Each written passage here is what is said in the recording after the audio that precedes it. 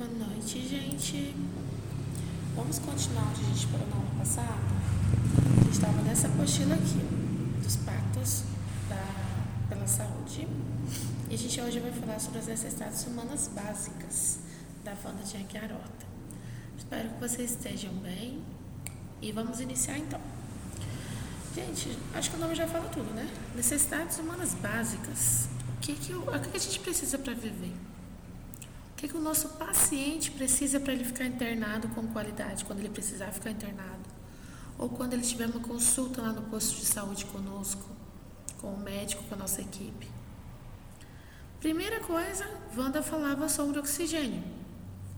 É a necessidade básica de sobrevivência, né? A carência de oxigênio impossibilita o funcionamento celular, ou seja, o paciente, quando ele não tem a oxigenação adequada, ele não vai ter vida, né? A qualidade de vida dele vai cair. E se os pacientes intubados, por exemplo, em UTI, que estão na ventilação mecânica, que é aquele ventilador mecânico, fica jogando oxigênio para ele, fica jogando ar para ele, ele não tem qualidade de vida. A gente vai gerar uma qualidade para ele dentro do que a gente consegue, dentro de uma UTI. Mas, por exemplo, no caso agora da Covid, as pessoas que deram pneumonia, tiveram complicações posteriores à Covid, e o pulmão ficou 50%, 75% comprometido. O oxigênio para essas pessoas, imagine como estava, elas estavam ansiosas por isso, porque quando a gente não consegue respirar corretamente, a gente fica mais ansioso, né? Por isso que pede, calma, respire fundo. Por isso que a gente fala assim, porque para ver se a pessoa consegue se acalmar, para a oxigenação vir corretamente.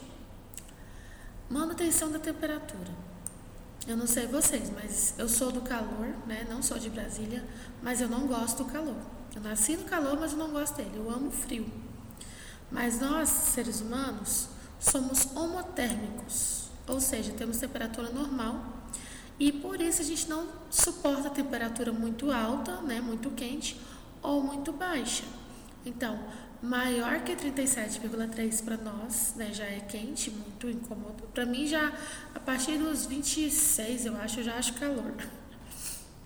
E 36 graus. Essa aqui é a nossa temperatura do corpo, tá?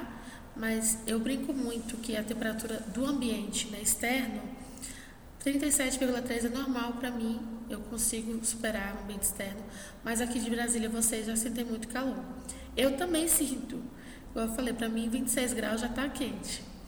Lá em Tocantins, gente, 26 graus, que eu sou de lá, é extremamente frio. As pessoas com 26 graus lá, acho que elas andam com blusinha de frio, assim, aquelas blusinhas mais compridinha. Então a temperatura do nosso corpo é essa daqui, maior, não suporta mais que 37,3 ou menos que 36 graus, tá? Afetando os sistemas do organismo, podendo ser fatal à sua sobrevivência. Por isso que aqueles países muito frios, tem países, gente, que chega no inverno, eles ficam com a temperatura, né, externa, no caso da neve, menos 50 graus, menos. Então, negativo 50 graus. Vocês já imaginaram? É muito frio. Na Alemanha, muito assim, em países nórdicos também. Então, as pessoas têm que estar aquecidas, né? Com muita roupa, com comidas quentes. Por isso que eles também fazem muito uso de bebida alcoólica quente lá nesses países, para ver se aquece o corpo, né? O problema é que eles não têm muito limite, né? Tanto é que as pessoas desses países, elas têm muitos problemas no fígado e problemas cardíacos, por conta do excesso de bebida alcoólica. Nutrição. Os nutrientes fornecidos pela adequada gestão de alimentos são os materiais de construção, manutenção e equilíbrio do corpo humano. É bom comer, né? Alguém deve estar assistindo esse vídeo, ouvindo esse vídeo, comendo alguma coisa. Porque a comida acaba distraindo a gente. O problema é quando a gente não se alimenta da forma correta. O que é se alimentar de forma correta? Comer só salada, não comer os animaizinhos, né? Porque as pessoas veganas, por exemplo, não fazem ingestão de animais. Gente, a cultura, ela tem que ser respeitada. Quem come carne vai ser respeitado. Quem não come vai ser respeitado. Mas quando se fala em nutrientes, são alimentos, né, que podem fornecer energia para o corpo, vitaminas para o corpo. Professora, então, qual seria a nutrição correta do nosso paciente? Bom, eu não sou nutricionista, não vou passar para vocês nenhuma dieta, até porque não é comigo esse lance de dieta. Mas, o que eu posso dizer a vocês? Pela manhã, o ideal é que a gente tome café da manhã, não o café preto em si, mas o café da manhã. Eu não gosto de tomar café da manhã. Comece a mudar seus hábitos. Você vai ver que mudança você vai ter na sua saúde, na sua imunidade. Então, pela manhã, é interessante que a gente tome café da manhã, que seria, se quem gosta de café preto, né? Tomar o café preto com pouco açúcar. Eu gosto de um pãozinho, eu gosto de uma tapioca, cuscuz, bolo. Ok, pode comer. O cuscuz faz super bem, o cuscuz é nutritivo, ele não tem tanta caloria. Se você não colocar bacon, esse tanto de coisa, né? Mas a tapioca também, o pãozinho também, não precisa ficar com neura. O pãozinho também, um pãozinho é saudável, não vai matar ninguém. Mas é interessante que a gente também coloque uma fruta. Coloque um suco de fruta, se você não quer comer, ingerir a fruta, né, mastigar, comer a fruta em si, um suco de frutas natural. Não é de caixa, gente, é natural. E você faça um lanche antes do almoço. Professora, eu não sinto fome. Tudo bem, então tome bastante água, porque a água também entra nisso, a gente vai falar dela daqui a pouco. Então, aqui na parte de nutrição, seria mais isso, seria o tipo de nutriente que você ingere. No almoço, tentar comer o mais saudável possível. O que seria o saudável? Comer comida, em vez de fast food. Então, almoçar o feijão, o arroz. Eu quero comer batata frita. Tudo bem. Um tipo de carne. Não como carne. Tudo bem. Então, coma algum tipo de legume vegetal que tenha ferro, que tenha as proteínas necessárias, porque o nosso corpo necessita desse tipo de vitamina, proteína, tudo mais. No lanche, a mesma coisa, tentar se alimentar como se fosse um lanche da manhã, de uma forma mais leve, até por causa desse calor ultimamente, né? Ontem mesmo, eu estava com muita vontade de tomar açaí, tomei um açaí ontem. Foi meu lanche. Então, assim, da forma mais nutritiva possível, para a gente realmente ingerir vitaminas e tudo mais que a gente necessita para o nosso corpo, de forma que a gente não só gere energia e acumule gordura, mas que a gente também alimente nosso cérebro. A gente precisa que o nosso cérebro esteja sempre em atividade. Então, a gente tem que fazer muita leitura, mas também para fazer essa leitura a gente tem que estar com a oxigenação adequada, e isso inclui os nutrientes, tá? A janta você pode comer o que você quiser também, mas o que eles pedem? O nutrólogo, que é o médico especialista na questão do jeito que a gente se alimenta, e os nutricionistas. Que não seja um alimento tão pesado como foi durante o dia, porque o seu corpo você vai dormir, seu corpo vai repousar. Então você não vai conseguir queimar tudo aquilo de caloria que você está ingerindo à noite, tá bom? Hídrica, água. Professora, eu não gosto de tomar água. Gente, coloca um limãozinho, espreme um limãozinho na água, coloca um pedacinho de fruta cítrica, kiwi, corta limão, as fatias de limão, corta fatia de laranja. Tenta colocar água saborizada na sua rotina, se vocês conseguirem. Não precisa ser fruta cara, não. Limão e laranja já tá bom demais. Só que a gente tem que tomar água, porque a água é necessária para a formação de todos os líquidos corporais, além de garantir as reações químicas que garantem o equilíbrio, as funções e a vida. Então, nosso paciente, ele vai ter muita dificuldade, porque muitas vezes eles não gostam de tomar água, ainda mais que está internado. Então, a gente vai ter que estar lembrando ele, olha, tem que tomar água, é importante para a cicatrização da sua cirurgia, é importante para a sua pele, é importante para os seus rins, né? Eliminação. O nosso organismo ele necessita eliminar substâncias indesejáveis ou presentes em quantidades excessivas que são nocivas à saúde se permanecerem. Bom, vamos lá. A gente comeu, certo? Na nutrição. A gente bebeu e a gente tem que eliminar, certo? Então, o nosso corpo, ele vai eliminar o que não é necessário para ele. E, de preferência, substâncias indesejáveis. Por isso que a gente tem que tomar água, porque os nossos rins, eles são o nosso filtro. Vocês viram isso na anatomia, se não viram, ainda vão estudar isso. Os rins são o nosso filtro do corpo. Então, para eles não adoecerem, formar cálculo renal, que são as pedrinhas dos rins, que a gente chama de nefrolitíase, salvo me engano, é esse o nome. A gente tem que fazer o quê? Tomar água. Ah, professora, mas eu não gosto, não adianta. Tenta inserir aos poucos a rotina da água na sua vida. Você não consegue tomar água em grande quantidade, digamos assim, inicialmente, então faz o teste de você tomar pelo menos 1,5 litro inicialmente, né? Depois você coloca mais meio litro e vai indo. Agora, e além de tudo, a eliminação fecal.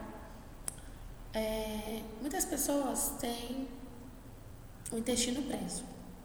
Nosso paciente não vai ser diferente, ele também. Ele está num ambiente novo para ele, não é o banheiro da casa dele. Então, para isso, a gente tem que formar tem que ter uma nutrição adequada, justamente para ajudar a soltar o intestino se ele tiver o intestino preso e para deixar o ambiente mais favorável possível para ele. Se vocês tiverem intestino preso, gente, insiram a água na vida de vocês. Vai ajudar muito. Por quê? Eu me alimento super bem. Eu como muita verdura, muita fruta, muita folha, não tomo Coca-Cola, não tomo bebida alcoólica, não como açúcar, não como sal. Faz fotossíntese, né, a pessoa dessa. Mas se essa pessoa falar assim, eu faço tudo isso e meu intestino é preso, eu vou no banheiro só a cada 15 dias. Misericórdia, gente. Misericórdia. Por quê? O intestino tem que funcionar todos os dias. Você tem que eliminar o que não faz bem para o seu corpo todos os dias. E o intestino funcionando bem, todas as vitaminas que você ingere no dia a dia vão ser absorvidas, porque é no intestino que elas são absorvidas, não é no estômago. O intestino tem que estar sempre em bom funcionamento para a nossa pele estar bonita, para o nosso cabelo estar saudável, para as unhas estarem fortalecidas, para a nossa memória estar ativada, tudo isso. Olha tanto que o nosso intestino é importante, tá bom? Repouso e sono. É bom dormir, né? É bom ficar de repouso. A gente ficou muito de repouso, né? Já chega. Tá todo mundo doido para voltar à vida ativa. Mas vamos entender que o nosso paciente, ele precisa repousar. Porque o corpo e a mente precisam repousar para ter tempo de restaurar as forças e ficar livre dos estresses físicos e mentais. Aqui é separado, tá? E mentais. O que acontece? A gente precisa dormir. Não tem outra explicação. Você precisa repousar, você tem que ter um tempo para você e tem que dormir.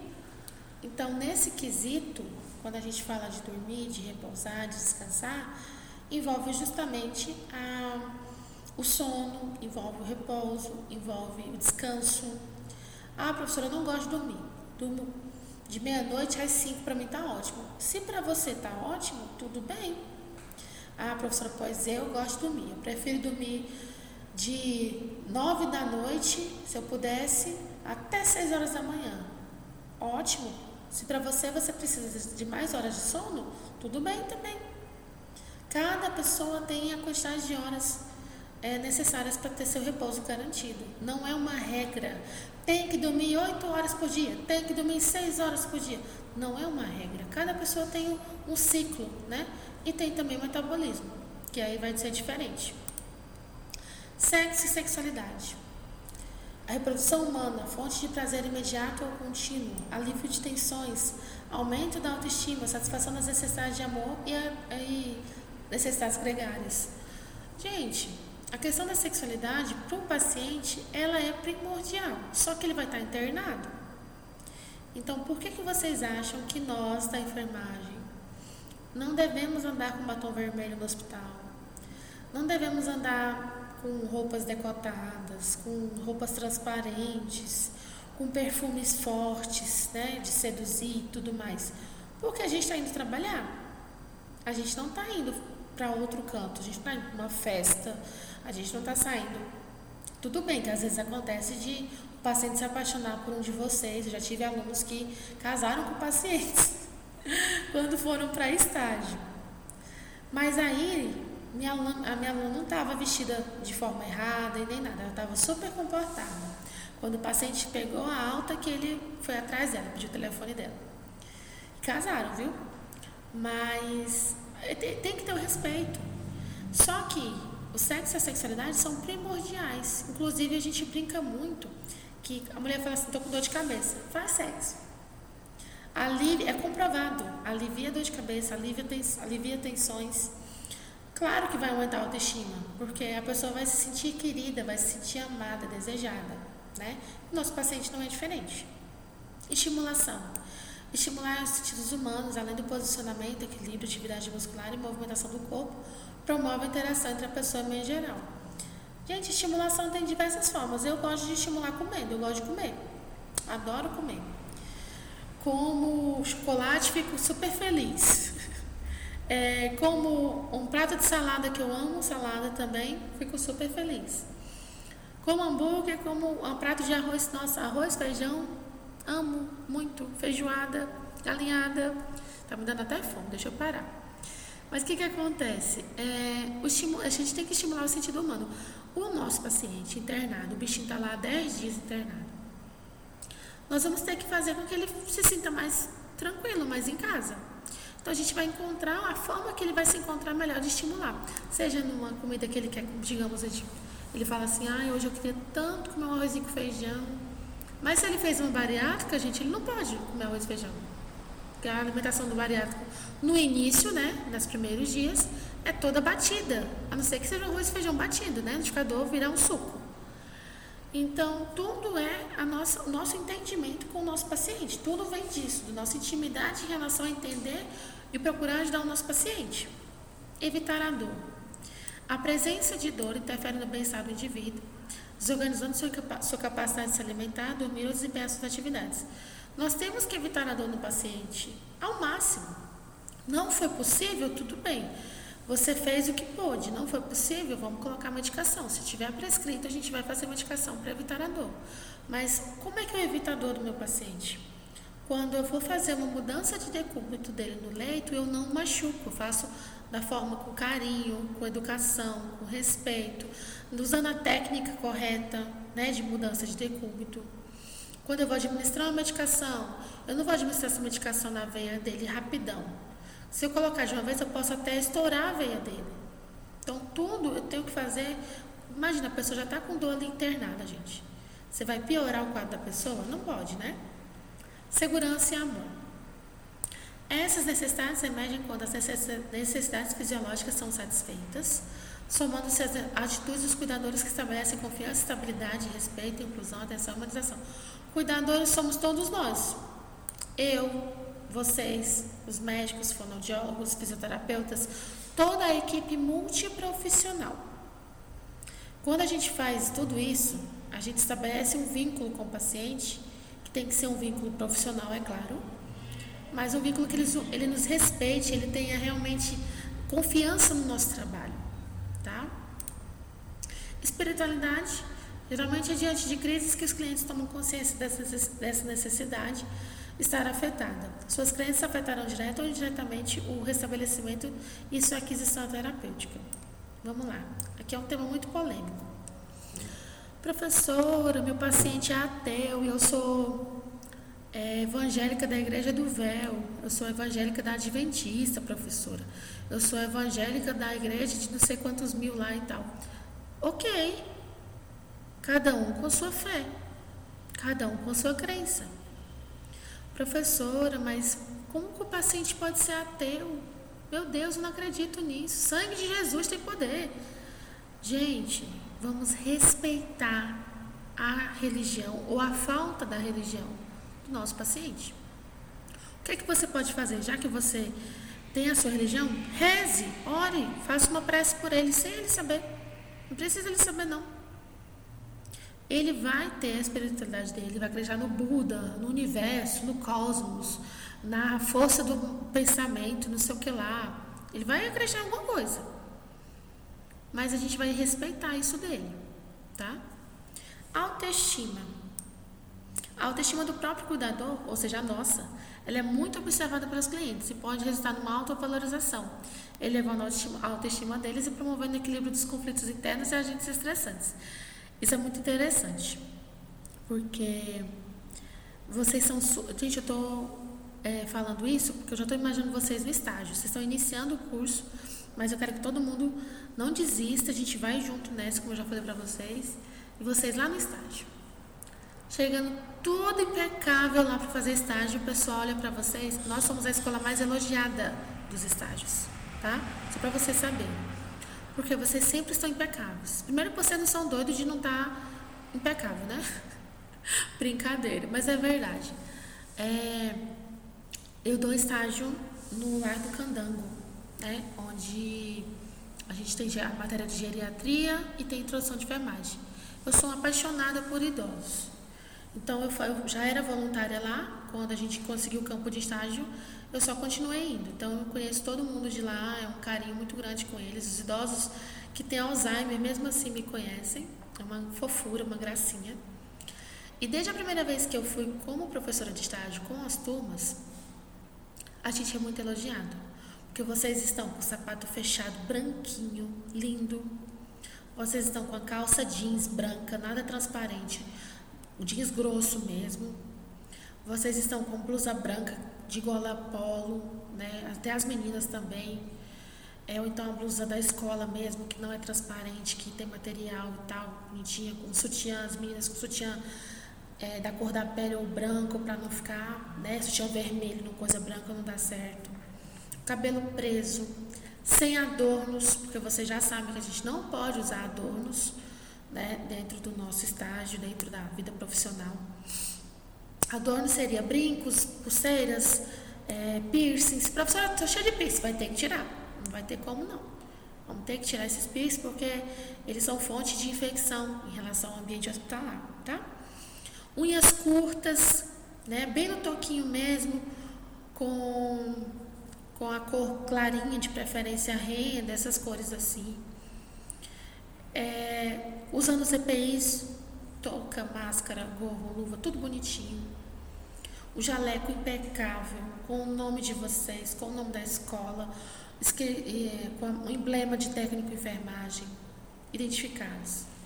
Quando o idoso olha para vocês, ele já sorri, porque ele já sabe que é a gente da escola, sem eles me verem. Então, a nossa autoestima, a nossa vestimenta, a forma como a gente vai estar, cheirosinho, com o padrão da enfermagem correto, gente, nós somos observados o tempo todo. O tempo todo. Inclusive, só tem elogios isso. Eu nunca recebi uma crítica de um funcionário, ou de um idoso, ou do próprio diretor do lar, por causa de aluno que não estava com o EPI, ou não estava com a roupa adequada. Nunca. Já aconteceu outra situação, mas não em relação a isso. Porque vocês sempre estão impecáveis. E é gratificante para a gente saber disso, né? A autorrealização. Essa necessidade é muito importante, porque a sua expressão é uma busca universal. O seu impedimento leva a sérias dificuldades para a vida das pessoas. Se você não faz o que você gosta, você não vai ser uma pessoa feliz. Agora, se você faz o que gosta, a sua autorrealização é imediata, ela é na hora. Vocês, geralmente, quando vão para o lar dos idosos fazer o estágio, primeiro dia de vocês já saem cansados, né? Porque é a rotina nova. Mas no segundo dia você já começa a pegar carinho pelos idosos. Alguns de vocês falam assim: professora, realmente eu me descobri. Eu nasci para a área da enfermagem. E é muito gostoso de saber disso. Você se autorrealizou no estágio, imagina na vida profissional. Quando você realmente estiver lá, colocando suas práticas em andamento, fazendo cuidado. É muito gostoso. Então, quando a gente tem a felicidade de se encontrar numa profissão, ou até mesmo nas questões pessoais, a gente vai chegar, a gente não vai ter dificuldade para a vida, né, em relação a isso. O que é importante? É de suma importância que o técnico de enfermagem atenda o máximo de todas essas necessidades humanas básicas, que além de promover a satisfação dos clientes nesse conhecimento, facilita o cuidado sistematizado e humanizado de fato. Então é importante que a gente esteja seguindo, por isso que eu sempre falei agora a aula inteira, que a gente também tem que estar inserido nesse contexto, não só o nosso paciente, na nutrição, na parte hídrica, na parte da satisfação, de autorrealização, de autoestima, certo? Ok, então a gente entra agora na história natural da doença. História natural da doença é a denominação dada ao conjunto de processos interativos que englobam as interrelações do agente, do suscetível e do meio ambiente, que afeta o processo global e seu desenvolvimento, desde as primeiras forças que designamos, estímulo patológico no meio ambiente, ou em qualquer outro lugar, passando pela resposta do homem ao estímulo, até as alterações que levam a um defeito, invalidez, recuperação ou morte. Então, o que acontece? Toda doença tem uma história. A pessoa tá com Covid. Ela estava trabalhando no ambiente, numa sala fechada, que uma pessoa tinha Covid, mas não tinha sintomas. Então, essa pessoa não sabia que estava com Covid, acabou passando para ela e essa pessoa já teve sintomas, essa outra que adquiriu. Então, toda doença ela vai ter uma história. E vai envolver a relação do agente causador da doença, do suscetível, que somos nós que estamos suscetíveis ao adoecimento, e do meio ambiente que a gente vive, tá? Aí nós temos os períodos de pré-patogênese, que é o primeiro período da história natural, é a própria evolução das interrelações dinâmicas, que envolve de um lado os condicionantes sociais e ambientais, e do outro os fatores próprios do suscetível, até que se chegue a uma configuração favorável à instalação da doença. Envolve, como já foi citado antes, as interrelações entre os agentes etiológicos da doença, o suscetível e outros fatores ambientais, que estimulam o desenvolvimento de enfermidade e condições socioeconômicas culturais que permitem a existência desses fatores. Então tá, agente etiológico, exemplo, a dengue. Qual é o agente etiológico da dengue? O Aedes aegypti, é ele que causa a doença, certo? Período de pré-patogênese. Pré-patogênese você acabou de falar. Patogênese agora. A história natural da doença tem segmento com a sua fundação e evolução no homem. É o período da patogênese. Esse período se inicia com as primeiras ações que os agentes patogênicos desempenham sobre o ser afetado. Seguem essas reações bioquímicas em nível celular, prosseguindo com as perturbações da forma e na função, evoluindo para defeitos permanentes, cronicidade, morte ou cura. Então, aqui o nosso agente, o nosso paciente, ele já adoeceu. Aqui ele estava suscetível ao adoecimento, ele estava exposto ao adoecimento, e aqui ele já adoeceu, tá? Aí a gente entra no conceito para a gente entender como que adoece, como que não adoece dentro disso aqui. O que é o significado de prevenção? Primeira coisa que você tem que saber, isso é para a vida, tá?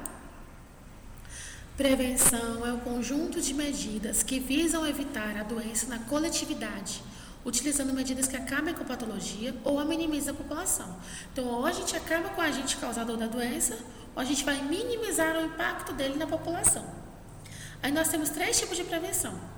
Prevenção primária, que é quaisquer atos destinados a diminuir a incidência de uma doença numa população, reduzindo o risco de novos casos. Então, primária, eu vou tentar diminuir a incidência, ou seja, a doença acontecer várias vezes em várias pessoas, para reduzir esses novos casos. Qual é o exemplo de prevenção primária? Vacinação. Até que estamos aí, estamos todo mundo esperando, né? Vacina contra a Covid. Tratamento da água para consumo humano, porque nós temos a hepatite A, por exemplo, que é causada pela água contaminada. Medidas de desinfecção e desinfestação, ou seja, desinfecção, a gente passa um pano com álcool ali em cima da mesa.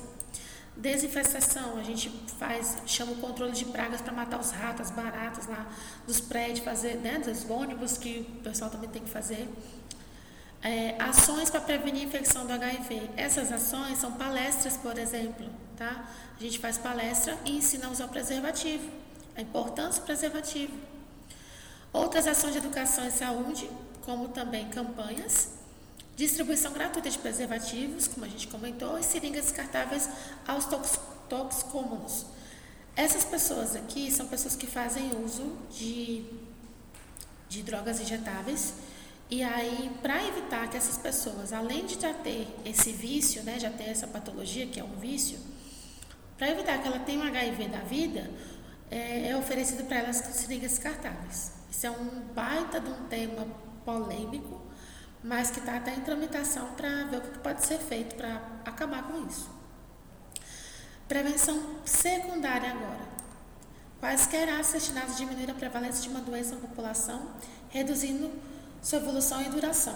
Um exemplo é o rastreio do cancro de colo uterino, causado pela transmissão sexual do HPV. A prevenção secundária consiste em diagnóstico precoce e o tratamento imediato. Então, no secundário, eu vou evitar que a sequela, né, de um câncer leve a óbito esse paciente, por exemplo. Então, eu vou reduzir a evolução da doença e a duração da doença. Quanto mais cedo eu faço o exame para saber o que eu tenho, mais cedo eu recebo um diagnóstico precoce e inicio o tratamento. Correto? Prevenção terciária. Quaisquer atos destinados a diminuir a prevalência de incapacidades crônicas na população, reduzindo ao mínimo as deficiências funcionais consecutivas à doença. Qual é o exemplo que a gente tem da prevenção terciária? Bem tranquilo. Podemos citar a ação de formação de nível de escola ou locais de trabalho que visam anular atitudes fóbicas em relação ao indivíduo infectado pelo HIV. Antigamente, uma pessoa que tinha HIV, ela chegava no ambiente e as pessoas iam embora, porque pensava que pegava pelo ar, pegava pelo aperto de mão, e não é dessa forma. Então, a gente tem que ensinar as pessoas, por exemplo, no local de trabalho, tem que conscientizar aquelas pessoas que aquele indivíduo que tem HIV e trabalha com elas, ele não vai passar HIV para elas só por estarem no mesmo ambiente de trabalho, só por estarem pegando a mão, tá? Outro exemplo, a nível da saúde ocupacional, seria a reintegração daquele trabalhador na empresa, caso ele não pudesse continuar a exercer por razões médicas o mesmo tipo de atividade. Eu sou enfermeira do trabalho, então por formação, isso aqui é tudo para mim. Eu envolvo muito isso. Eu sempre reabilitei os funcionários de onde eu trabalhei. Quando eles afastavam do INSS por algum tipo de doença, quando eles voltavam do INSS, estava com algum tipo de trauma, não queria trabalhar naquele mesmo setor. Então a gente fazia o quê? A mudança de setor dele. Ao invés de ele trabalhar numa UTI, se ele estava com trauma da UTI, ele ia trabalhar no PS.